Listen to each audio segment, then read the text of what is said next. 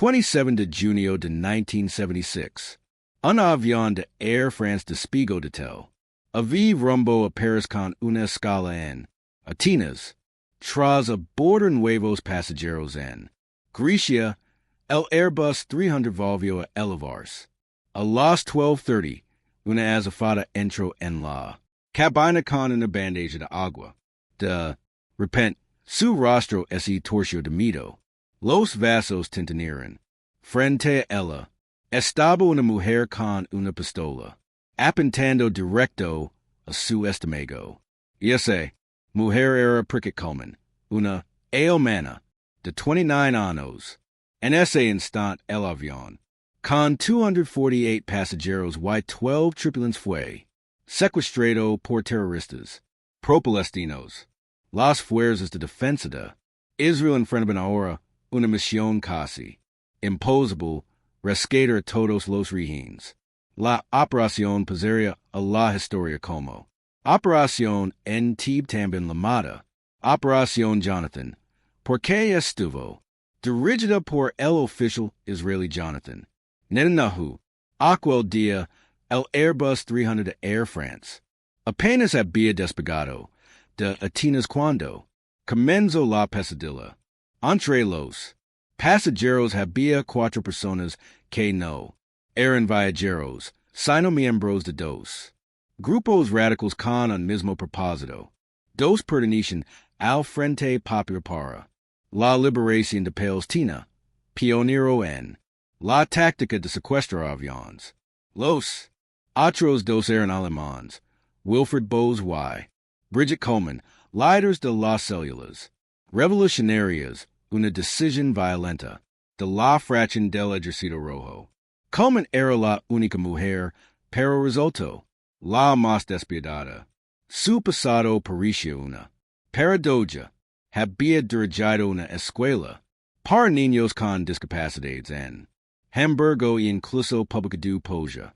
En pocos años pasó de educadora militante revolucionaria, convencida de que la violencia era el único lenguaje que el imperialismo entendía. Junto a Bose adentro en la clandestinidad, planeando attacks contra lo que consideraban opresión capitalista. Su alianza con militantes palestinos les dio la oportunidad de golpear en un escenario mucho mayor un avión internacional, lleno de civiles. La toma comenzó de forma abrupta. Bridget se plantó en el pasillo con una granada. Con calma, escaló fry y arrancó la nilo y advirtió que alguien se movía materia. A todos, dos jóvenes árabes corrieron con pistolas para respaldarla mientras B. irrumpía en la cabina para controlar A. Los pilotos, los pasajeros fueron obligados a levantar las manos. Los sacaron de sus asientos, los registraron, y los alinearon contra la pared. Pasaportes y documentos fueron confiscados y metidos en sacos. El avión, que minutos antes estaba lleno de charlas, quedó en un silencio roto solo por las órdenes de los secuestradores y los joyosos de los rehenes. Poco después, llegaron las exigencias. El avión debía desviarse a Benghazi en Libia. Dominio de Muammar el-Gaddafi, famoso por su carácter imprevisible. Los secuestradores fueron claros. Luchaban contra Israel y el precio por la vida de los pasajeros era la liberación de prisioneros palestinos. Si no así, cumplía comenzarían a ejecutar rehenes. Durante horas, el avión sobrevoló Benghazi, esperando autorización. Finalmente tocó tierra y fue rodeado por soldados y policías libios. Los pasajeros permanecieron dentro casi 7 horas, mientras se desarrollaban negociaciones con el gobierno de Gaddafi. Para quienes estaban a bordo, cada minuto era una tortura. Estar bajo la custodia de un hombre conocido por decisiones súbitas y Violentas era un infierno. Durante esta escala, una passaggera embarazada entró en trabajo de parto. Fue la única liberada. Y trasladada a un hospital libio. Para los demás, el mensaje era claro. Nadia saldría del avión sin cumplir las conditions. Tras repostar el Airbus, volvió a despegar. Su nuevo destino era un más siniestro. Uganda, gobernada por Idi Amin, Emin, en sus primeros años.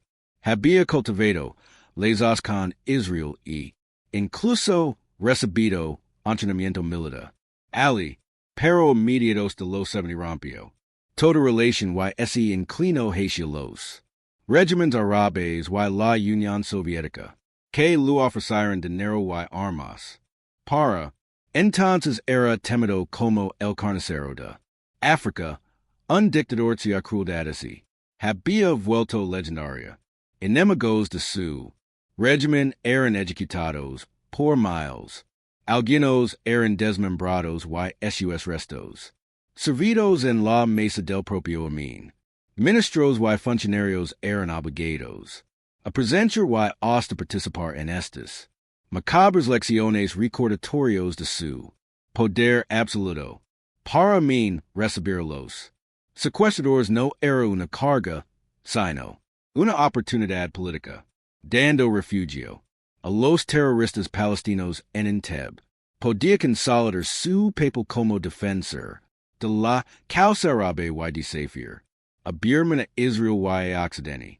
Así, fue como bajo la protección del dictador, el Airbus de Air France aterrizó finalmente en el aeropuerto de Entebbe. Los pasajeros, exhaustos y aterrorizados, fueron obligados a descender. Ali, en la sofocante noche, Ugandesa, quedaba listo el escenario para una de las operaciones de rescate más audaces que el mundo ligaría a presenciar. Cuando el avión de Air France aterrizó, en él, los secuestradores no eran solo los cuatro que lo habían tomado en pleno vuelo. Pronto se sumaron otros cuatro militantes armados, un escuadrón de 8 que se turnaba para vigilar cada rincón, cada movimiento, cada respiro de los cautivos. Su exigencia era clara. La liberación de 53 palestinos. 40 estaban encarcelados israelíes y 13 más en Kenia, Francia, Suiza y Alemania Occidental. Sí, para el 1 de julio de 1976. No se cumplía, advirtieron los regímenes. Comenzaron a morir. Cerca de la medianoche, la atmósfera en el salón cambió de golpe. Las puertas se abrieron. Y entró Idi Amin. Era una visión de vanidad y amenaza, uniforme militar, completo, el pecho cubierto de medallas, y un andar altivo acompañado por soldados ugandeses y palestinos armados. La llegada del dictador dejó a los regímenes en silencio. Por un momento, muchos pensaron que la pesadilla podía terminar, que quizás Amin venía a negociar su liberación. En cambio, Amin ofreció su propio teatro cruel, sonriendo ampliamente con un tono suave y casi paternal. Les dijo a los cautivos que era su amigo. Aseguró que estaban bajo su protección personal. Si cooperaban, si escribían cartas al gobierno israelí pidiendo la liberación de los luchadores por la libertad. Volverían pronto a casa. Permiso, comida, colchones y un trato humano. Y, confirmando sus palabras, legaron suministros tras su partida. Pero el gesto fue vacío. Todos entendían que el verdadero poder estaba en manos de los secuestradores, no en la benevolencia fingida de Amin. Las conditions eran sofocantes. El salón estaba caliente, abarrotado y sin aire. La gente así apanaba en el suelo susurrando y aferrandos a fragmentos de esperanza. Cuando soldados llegan desabraron, hueco hacia una sala contigua al día siguiente, los regines se alegran al principio, más espacio significaba más. Quizá algo de dignidad, pero sensation ese desfinicio en seguida. Los alemanes y palestinos leveran una mesa, colocran dos cages y empezaron a lamar, nombres, se recallaron pasaportes, revisaron y se arrojaron en montones. Los convocados eran llevados a la otra sala, al principio parecía arbitrario, pero pronto la verdad se hizo evidente. Con un escalofrío más fuerte que el calor, solo israelíes y judíos eran apartados. Era una selección, el eco del capítulo más oscuro de la historia. Los sobrevivientes del holocausto lo reconocieron al instante. Un anciano, superviviente de Auschwitz ese era Mango, y mostró Wilfried Bose el tatuaje azul, marcado en su piel décadas antes. Baslo, Muro y Dijo, no soy Nazi, solo un idealista, pero para quienes lo presentaban el momento fue insoportable. El pasado ya no era pasado, había regresado en una forma grotesca.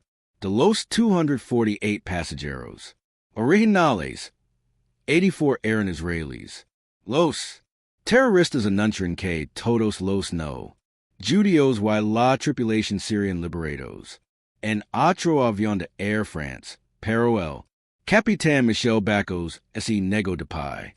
Y los secuestradores declaró que su deber se extendía a cada alma que había subido a su avión. No los abandonaría. Su tripulación lo respaldó y hasta una maña francesa se resistió, insistiendo en que otro rehén debía ocupar su lugar.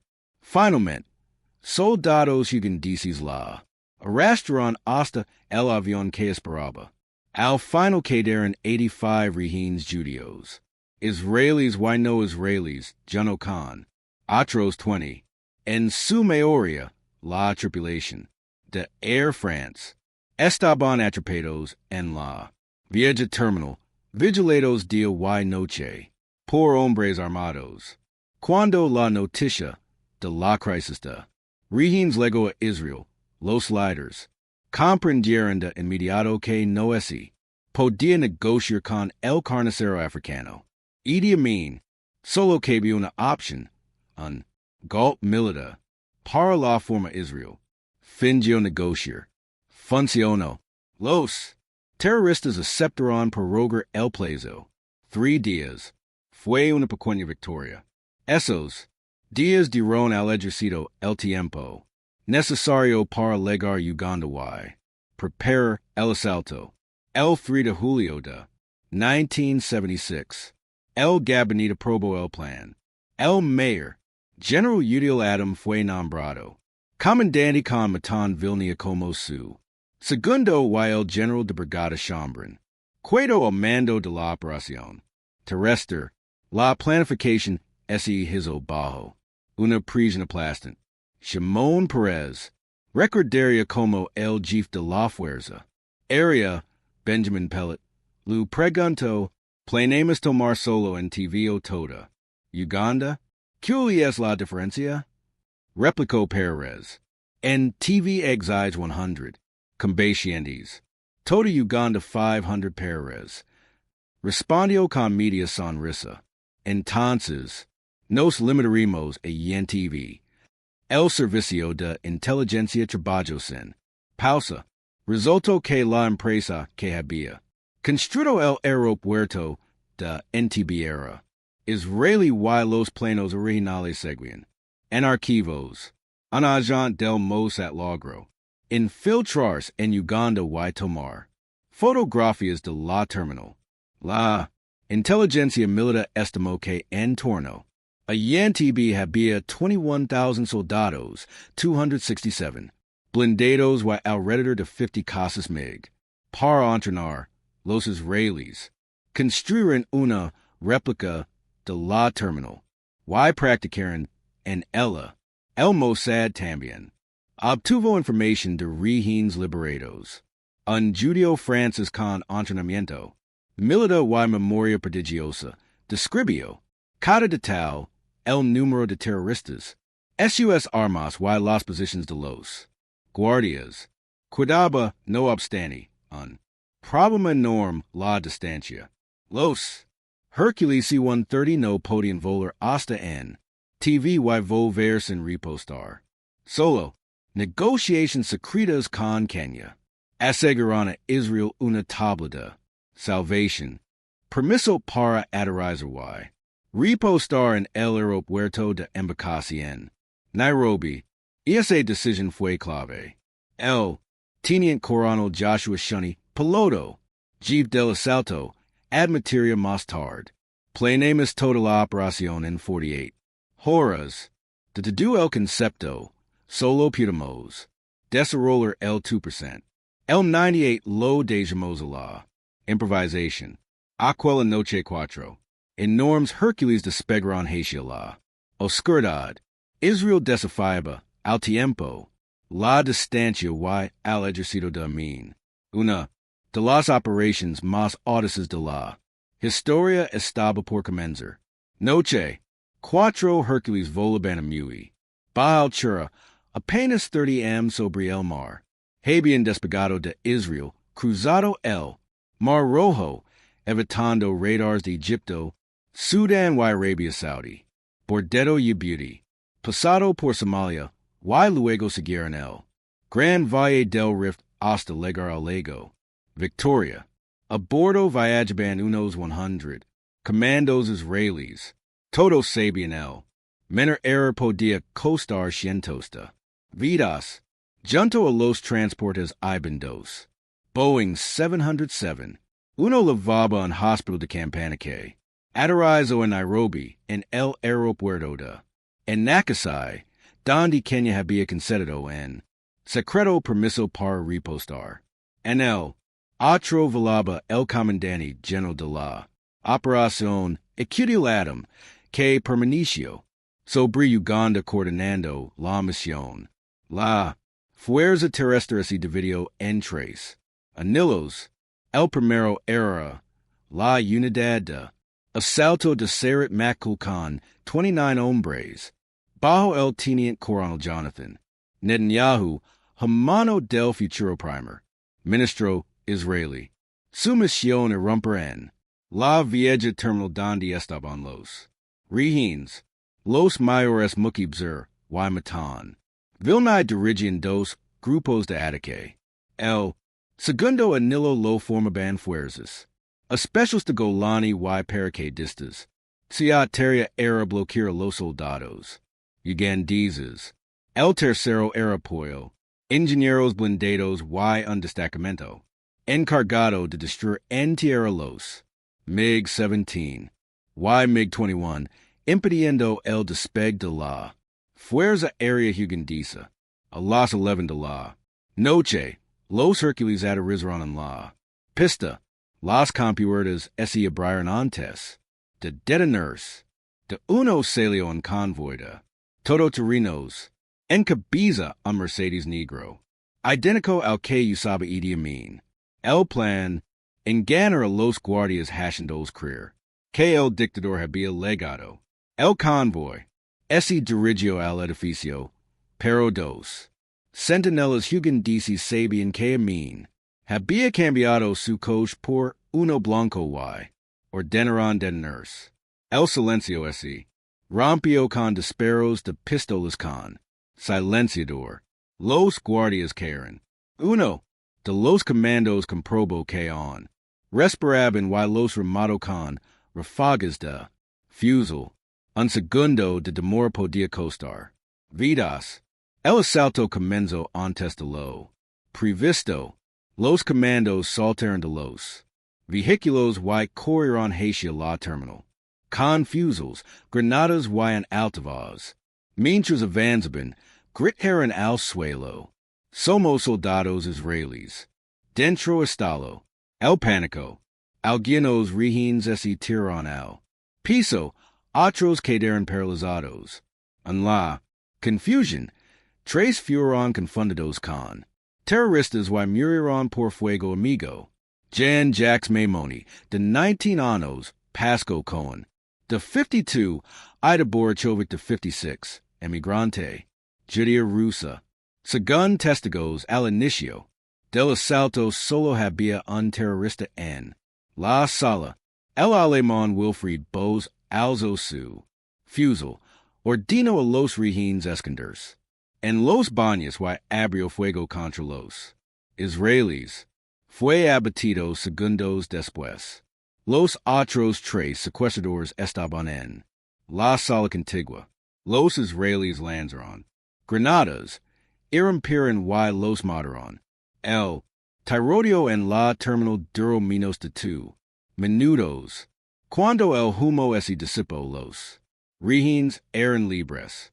En ese momento, aterrizaron otros dos Hercules que descargaron blindados. Algunos soldados formaron un perímetro. Otros incendiaron 8 casas gigantes en la pista. Pero la batalla no terminó. Mientras los rehenes eran conducidos a los aviones, soldados ugandeses dispararon desde la torre de control. Los israelíes respondieron con fusiles y lanzacohetes. En ese breve intercambio, Yonatan Netanyahu fue alcanzado en el cuello y murió casi al instante. Fue el único comando israelí muerto en it. Varios resultaron heridos 53 minutos después de aterrizar. Todo había acabado. Los 7 secuestradores estaban muertos. Entre 33 y 45 soldados ugandeses. Karen, de los 106 rehenes, 3 murieron y unos 10 fueron heridos. Una mujer permaneció en Uganda, hospitalizada antes del asalto, pero 102 fueron rescatados. Una hora después del inicio, el primer avión con rehenes liberados despegó rumbo a Nairobi para repostar. 42 minutos más tarde, el último Hercules de Joe Suelo Huggins. Israel había demostrado que lo imposible era posible. La mañana del 4 de julio de 1976 sorprendió al mundo. Por primera vez, una nación pequeña y rodeada de enemigos demostró su capacidad de volar miles de kilómetros, romper las defensas de un ejército y traer a sus ciudadanos a casa. Israel había logrado lo imposible. Y cambió las reglas del juego. En Israel, la alegría fue inmensa. La gente recibió a los aviones con flores y lágrimas. La prensa habló de un milagro y el ejército se volvió leyenda.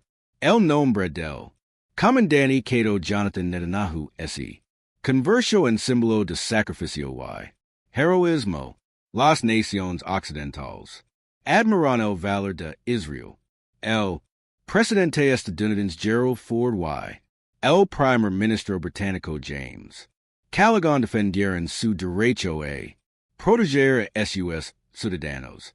Francia, cuyo avión había sido secuestrado, expresó gratitud por el rescate de su gente. Los titulares celebraban una operación brillante y un nuevo estándar en la lucha contra el terrorismo.